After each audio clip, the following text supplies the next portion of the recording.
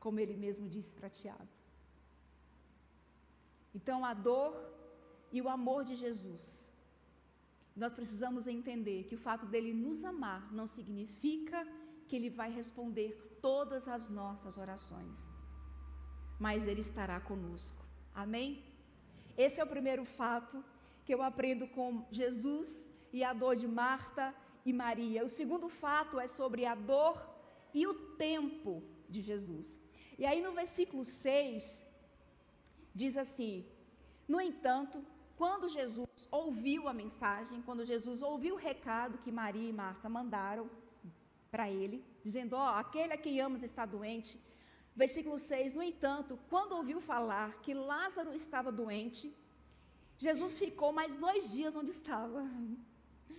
Ele não saiu correndo para falar, meu Deus, meu amigo está doente, deixa eu lá socorrer o meu amigo, deixa eu lá ver se ele está precisando de alguma coisa, deixa eu lá ver se essa família está precisando de algum apoio. Não, Jesus ficou mais 2 dias onde estava, ao receber a notícia de que Lázaro, aquele a quem amava, estava doente. Então esse fato da dor e do tempo de Jesus, parece que eles sempre estão batendo num compasso diferente. Sempre estão batendo no compasso diferente, porque Jesus sempre vem nos socorrer, sempre vem nos socorrer, mas não no nosso tempo e não da nossa forma. Não no nosso tempo, não da nossa forma. Deus, Jesus não é aquele pai, aquela mãe que super protege os seus filhos para evitar a dor e o sofrimento. Ele permite a dor e o sofrimento para exercitar a nossa fé e a nossa esperança. Ele permite que a gente passe por essas circunstâncias difíceis. Então, assim, vocês precisam aprender. É só assim que a fé de vocês vai ser provada. É só assim que vocês vão crescer. É só assim que vocês vão se desenvolver. Então, o tempo de Jesus para nos socorrer e estar conosco no momento da dor não é no nosso tempo e não é da nossa maneira. E ele demora? Não, ele não demora. Ele não demora, ele vem no tempo certo, ele vem no tempo devido, no tempo que ele acha que é o tempo para ele agir na minha vida e na sua vida. Veja, o que Deus falou para Abraão?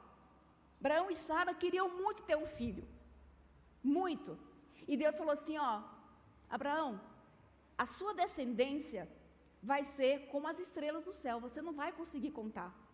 A sua descendência, o seu povo vai ser como a areia do mar, você não vai conseguir contar. Abraão morreu, ele não tinha um neto. E aí? Porque as promessas de Deus, a vontade de Deus não acontece no nosso tempo. Porque Deus é atemporal. Ele não se prende no nosso tempo. Ele age de maneiras totalmente diferentes. Se Deus falou, Ele vai cumprir, mas eu posso estar viva, eu posso estar morta. Vai cumprir, porque Ele é Deus, Ele é fiel com a sua palavra, mas não é no meu tempo, não é da minha forma, não é do meu jeito, não é do jeito que eu quero. Depois que ele ouviu que Lázaro estava doente, ficou mais 2 dias onde ele estava. E aí ele diz no versículo 7 até o versículo 10, diz assim, depois disse aos seus discípulos, vamos voltar para a Judéia.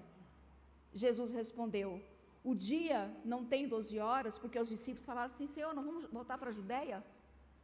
A gente saiu de lá fugido, porque eles queriam te matar, agora você quer voltar para lá? E aí no versículo 9 ele diz assim, o dia não tem 12 horas, quem anda de dia não tropeça, pois vê a luz deste mundo. Quando anda de noite tropeça, pois nele não há luz. Jesus fala de algo real, do nosso mundo real, para uma aplicação espiritual. Jesus está dizendo que quem anda de dia não tropeça, ele está falando assim, olha, realmente eu saí de lá, eles queriam me matar, eles queriam me apedrejar, mas quem anda na luz não tropeça. Agora é hora de voltar. A luz é a vontade do Pai. Agora é da vontade do meu Pai que eu volte para lá.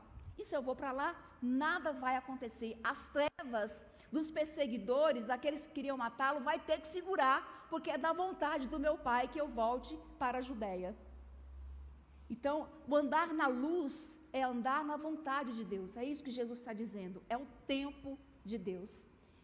Então, enquanto Jesus não vem com essa resposta, enquanto eu não tenho a resposta de Deus, o que eu devo fazer? O que eu devo fazer no meio dessa dor que eu sinto, no meio desse sofrimento que eu passo? Talvez a pergunta que a gente tem que fazer, ou essa análise que a gente tem que fazer é: o que eu faço? O que eu aprendo com essa circunstância? O que essa situação pode me ensinar? O que eu aprendo com essa dor? O que essa situação me ensina? Enquanto a coisa não acontece, ao invés da gente questionar: Deus, por que o Senhor não me cura? Por que o Senhor não abre uma porta? Por que o Senhor não me ajuda? Ao invés da gente questionar a demora de Deus, é olhar para nós e dizer: o que eu posso aprender com isso? Sabe, eu achei interessante, a gente estava assistindo uma entrevista de um canal americano, e a entrevistadora estava conversando com nada mais, nada menos do que Lady Gaga, né? Para quem não sabe, aquela cantora pop. E foi muito interessante ouvir a história de vida daquela mulher. E por trás de tanta polêmica que ela sempre causava, como ela mesma disse, havia muito sofrimento, havia muita dor. Ela foi violentada diversas vezes por pessoas próximas na sua juventude.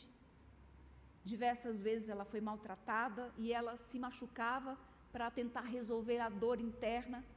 No auge do sucesso, no auge, né, das principais músicas, até que o momento que ela teve um surto psicótico. Ela paralisou, ela simplesmente não conseguia se mexer. E a partir daquele momento ela começou a desenvolver algumas doenças, e entre elas a fibromialgia. E ela estava compartilhando numa entrevista sobre essa história. E ela rejeitava ajuda médica, rejeitava ajuda psicológica, ela não queria nada porque ela não acreditava nessas coisas, até o momento que ela entendeu que ela precisava cuidar da saúde. E uma das coisas que ela disse, depois de aceitar os cuidados médicos, os remédios, ela foi fazer psicoterapia para entender as suas dores, a sua dor não apenas física, mas emocional. Ela foi se descobrir espiritualmente, né, falando de Deus.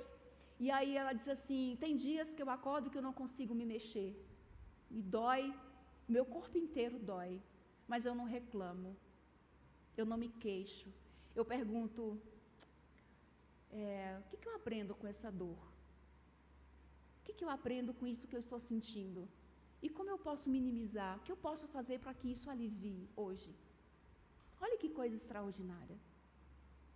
E às vezes a gente vê alguém que não confessa Jesus, né? Pelo menos não disse isso, mas ela buscando entender, né? Não resistir, não reclamar, não relutar, não brigar com o seu próprio corpo, com a sua dor, mas entender: o que eu posso? O que isso me ensina? Sobre paciência? Sobre esperança? Foi o que ela disse. E às vezes a gente precisa entender isso. O que nós aprendemos com o que nós passamos? O que essa situação que a gente está vivendo pode nos ensinar? E como eu posso crescer a partir dessa circunstância?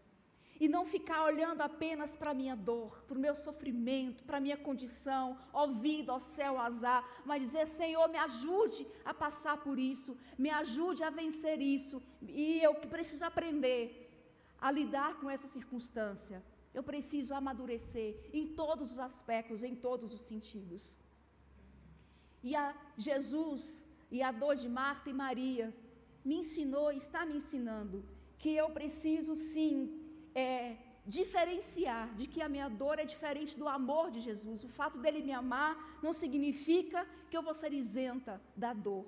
E também que o meu sofrimento, que a minha dor, que a minha condição é diferente do tempo de Jesus. A resposta de Jesus, ela vem num tempo diferente do que eu quero e do que eu espero, e da maneira como eu quero que isso aconteça.